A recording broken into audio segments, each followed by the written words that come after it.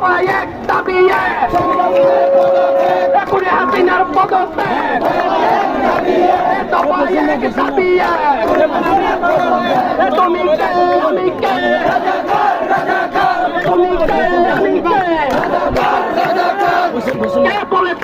বলেছে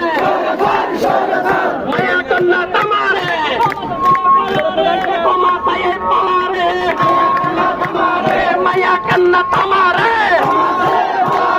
ক্ষমতায় পালারে মায়া কন্যা তোমারে না থাকলে সঙ্গে না থাকলে সঙ্গে